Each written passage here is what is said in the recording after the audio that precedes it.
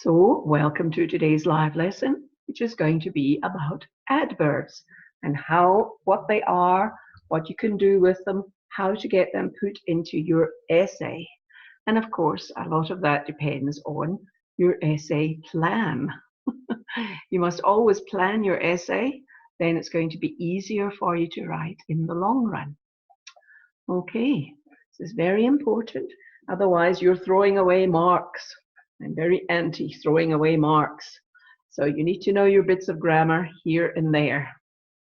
Okay, let's look at some adverbs. Make sure you know what they are, how and where you can use them. How can you recognize them? All these questions we're going to look at, and hopefully you'll get your answers here.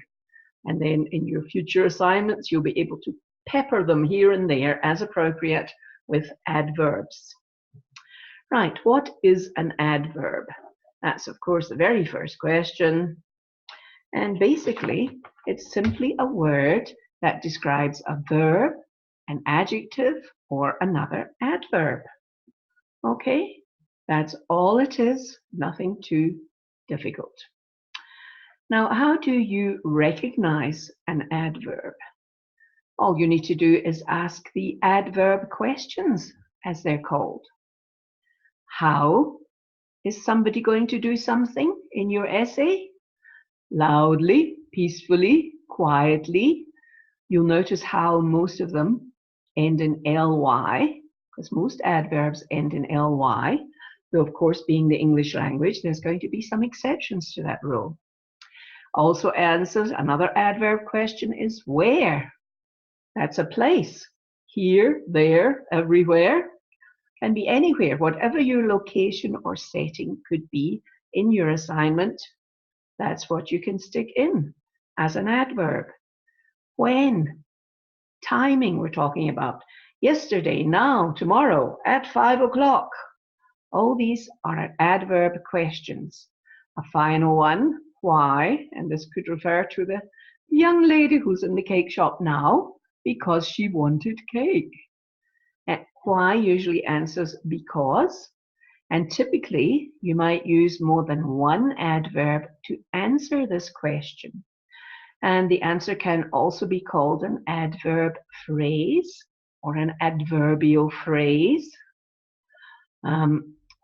which is simply a phrase that acts the same as an adverb, again to describe the verb, adverb, or adjective even. Okay. So adverbs are merely words that you're going to put in which really describe how, where, when, and why. And the last question it answers is to what extent, which is called an adverb of degree. And you're using words like extremely, quite, particularly. And that's quite an opinion-based adverb. So it's up to you to decide which ones you're going to use. Look at the example. The movie is not very amusing. The movie is barely amusing. The movie is not particularly amusing. So that shows I do not have a good opinion of this movie. Okay? So that's the extent that I like or dislike it to. Look at the next example. The movie is fairly amusing. The movie is quite amusing. Or the movie is slightly amusing. Again, that's better than being not amusing. So it's not too bad, the movie, if you're looking for some laughs. And look at the last adverb of extent we can use. The movie is very amusing. The movie is extremely amusing. The movie is really amusing, or the movie is remarkably amusing. So you can see that you can change the whole meaning of a sentence by using your adverb of degree, which answers the question, to what extent? Okay. So there are your main adverb questions. If you're asked to recognize or find an adverb in one of your tests, or you're going to write one yourself in your assignment, how, where, when, why, and to what extent. These are going to add a bit of interest to your assignment, and they might change the meanings of certain things depending who your character is or what you're talking about. Okay? Looking again at those adverbs, you've got your adverbs of manner, which is how you do things. Quickly, highly, slowly, frequently, squeakily. They can describe anything. Okay? As we said, verbs particularly, adverbs or adjectives.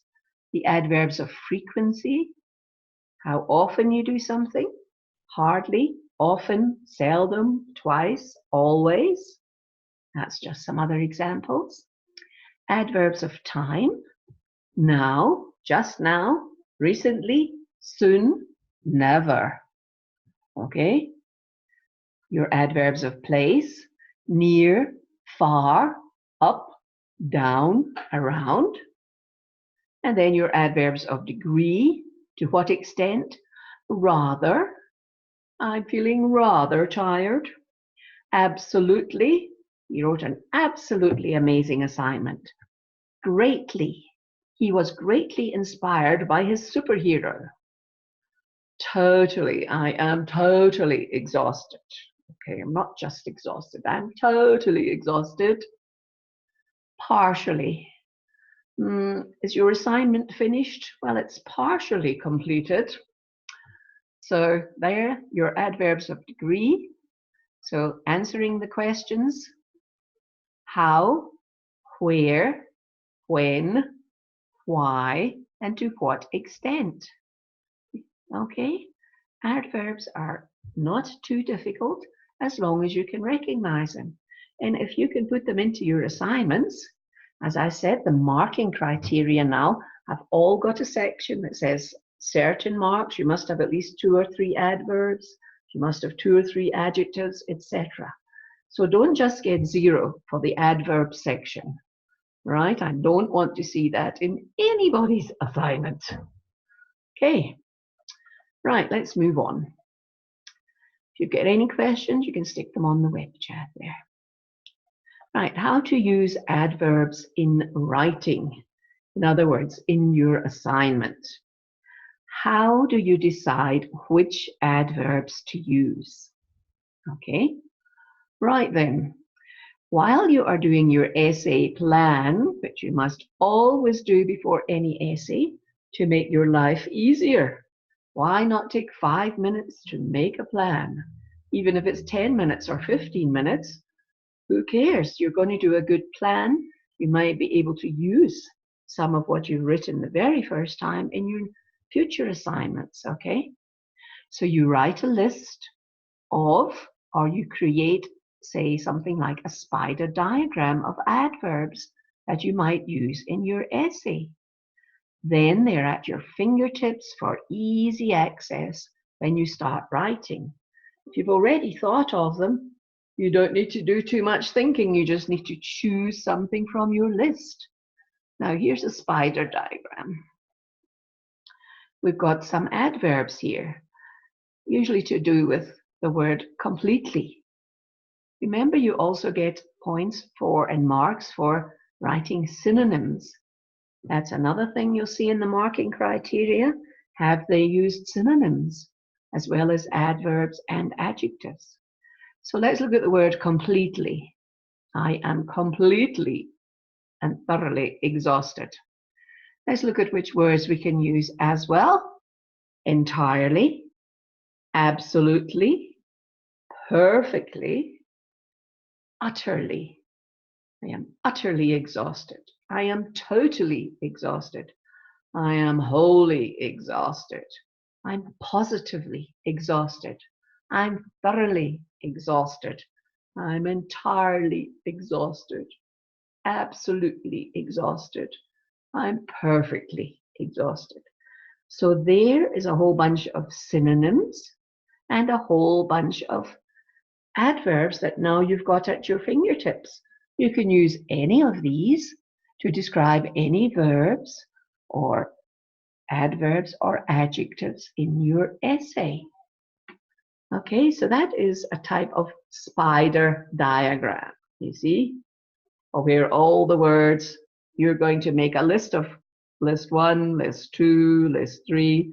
Maybe you'll do adverbs. Maybe you'll do adjectives. Maybe you'll do verbs. Maybe you'll do nouns. Okay. So these are things that you should be doing just before you write an essay. You're going to have a bunches of words there, and then maybe that'll even inspire you to write something better.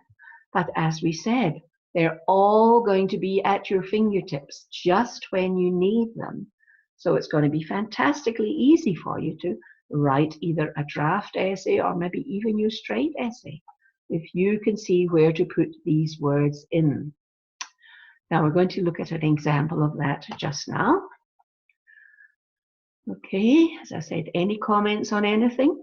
Put your little spider diagram, adverbs that could be suitable for that essay task, adjectives that can be suitable for that essay task, verbs that might be suitable, nouns that might be suitable. It doesn't mean you're going to use them all, but if you look at getting all the synonyms for these things, there's a high chance that you will. And it's going to look a lot better than keep saying, I got this, he got that, she got this, because we do get a lot of that. Right, why are adverbs important? Why do you get separate marks for doing adverbs? Okay, adverbs are one of the 4 main parts of speech, which include nouns, verbs, and adjectives. And each of them has a special purpose in a sentence. Okay, so that's why you must use them all. Don't just stick to nouns and verbs, because that's a bit boring. Get in those adjectives to describe the nouns. Get in those adverbs to describe verbs and adjectives, because you'll use that particularly in your adverbs of degree. Right. Adverbs provide great descriptions, and they add extra information about how, where, when, and to what extent things happen to words like verbs, adjectives, and other adverbs. They can communicate your meaning efficiently, so you don't have to write great screeds of explanation. They can emphasize certain points you want to emphasize, and they can convey emotional information and maybe even elicit empathy from your reader, depending on the topic you're writing about. And they're particularly good for clarification of a particular context, like you're writing descriptions of a gloomy, horrible place. That's when you can clarify that with adjectives. What do I mean by that? Let's look at the first 2 examples. Right, we can write in our essay, you missed the bus. It's a very neutral kind of explanation. You missed the bus. It could be the bus driver that tells you. It could be your teacher that tells you. It could be your parents. You missed the bus. Okay, but what if I say to you, oh, I am being a little bit sarcastic because you've turned up late. So obviously you missed the bus. So by putting in this adverb, I've changed the information. This shows some criticism or disapproval because someone missed the bus. So you see how you can change a meaning with one word. Let's look at some further examples. Right, hopefully you can read those 3 things. These 3 paragraphs. Look at number 1. Number 1, the boy jumped on his bike. He rode the bike to the old hotel. He walked to the front door and knocked. The door opened. There's not a single adverb in there. No adverbs. So it's just a bit boring. Okay? Let's look at this one and see what different meanings you can come between paragraph 2 and paragraph 3. Number 2, the boy unhurriedly jumped on his bike. He slowly rode the bike to the old hotel. He walked cheerfully to the front door and casually knocked. The door opened slowly but surely. Can you hear that there's a bit of a difference between putting in adverbs and leaving them out? Okay, this is more interesting because it can paint the picture that you want your reader to see. This is a picture that's in your mind. You've got a slow guy going to the old hotel and knocking on the door. It's quite simple. But look how much more interesting that is and what a better picture that paints by putting in the adverbs. Right, and let's look at the difference between 2 and 3. The boy jumped angrily on his bike. He rode recklessly to the old hotel. He walked aggressively to the front door and knocked viciously. The door jerked open violently. So this sets a totally different mood or tone. And again, it adds more interest because it's like, why is he so angry? I would like to read on. Okay, we must find out what happens. Okay, so you've got interest in this one because why is he going so slowly and casually to the hotel? It's not urgent, obviously. And this time, why is he like this? Why is he panicking and riding off to the hotel? This is what adds interest to your writing. All these adverbs. Okay? And that's a very good thing. As someone's just said, adverbs are very important to your writing. And now if they're not there, you're going to get 0 marks for your adverb section. So you must get them into your writing. Okay? When should adverbs be used? Okay. If you're writing a bit of dialogue, you use a dialogue tag to convey emotion and tone, but don't overuse them. Don't write something every other time. If you're telling someone about how somebody's feeling, you can shout, "Get out!" she shouted angrily. "Get out!" she shouted angrily. So that's you telling your reader how she shouted. Let's find out how and why, which you can actually show. And this one doesn't have any adverb, but you can do it this way. "I don't want you here. You are disgusting. Get out," she said. So this shows us in some ways, because we could put in different words, adjectives and whatnot, and using stronger verbs. So if you're using the adverb, she shouted angrily, or we're just putting it in a different way, showing our reader the picture in our mind, showing him how she feels, you could put it that way as well. So that's with dialogue. So adverbs can be used very successfully with your dialogue. Right, now, just like we used in our previous examples, we add context or new information to our sentence. The girl left the house early to get to the post office when it opened. She arrived fashionably late for her own birthday party and kept everyone waiting. Okay, so with our adverbs, we've conveyed a bit of information, maybe just about the time, and in this place, again, about the timing, but this would also show what type of character that person had. She is a bit selfish. She wants everyone to look at her. She wants to be the center of attention. So she arrived fashionably late. Okay. So we've added new information there with those adverbs. And sometimes we want to emphasize the meaning of something. The girl has a totally unique singing voice. Okay, that shows us to what degree that voice is so good at doing singing. And then look at this one about a test or exam, not one of yours, I hope. This test is utterly impossible. Utterly. So there we've used one of our list of adverbs just to make up something in the sentence, emphasize the meaning in that sentence. We can also replace some awkward phrasing. Sometimes it looks a bit awkward in your writing and you want your writing to look smooth. So instead of saying the man patted the dog in a rough manner, we would say the man patted the dog roughly. Okay, so your adverb can replace awkward phrasing. Sometimes we need to use it to get the exact word and meaning that you need, and you don't want to write screeds because maybe you've got a word limit.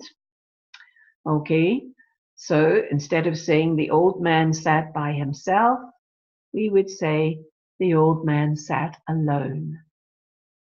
The woman spoke irritably to her child instead of saying she spoke in an irritable manner. Again, we're wasting words here. Let's do it quickly. And finally, the knight inevitably succeeded in his quest. We could say it was inevitable that the knight succeeded in his quest. Again, too many words, too verbose. We need to have a bit of concision here, make it shorter. Okay, so we use the adverb inevitably. So it's easy to use adverbs when you can. Very important. Let's look again at when should be the adverbs be used? As a dialogue tag, conveying emotion and tone of the person. To add context or new information, particularly time and place. Emphasizing your meaning. Okay. Replacing awkward phrasing. Getting the exact word right, the exact meaning that you want to convey. Remember, your picture in your mind of what you're writing, your reader must see that as well to make him read more. Right. Ooh. And then finally, yes, we've got a little bit of time. Adverbs and adverb phrases. You might be asked to find or identify an adverb or an adverb phrase in some grammar questions in a comprehension, for example. But an adverb phrase just does the work of an adverb, and it usually begins with either an adverb or a preposition, depending how long it is. It can either appear alone, so it just looks like an adverb, but they're trying to trick you by asking for an adverb phrase, so beware of that. And it can be modified by other words, either in front of or after the adverb. Okay, can be modified or it can go with. That's what that means, go with, or also in the description. Okay, let's look at some examples. In purple, for adverbs or adverbial phrases, the teacher appeared just in time to stop the bullying, luckily for us. So there's two adverbial phrases right there. Look at this one. Squirrels seldom find food in winter can be defined as an adverb phrase or just an adverb.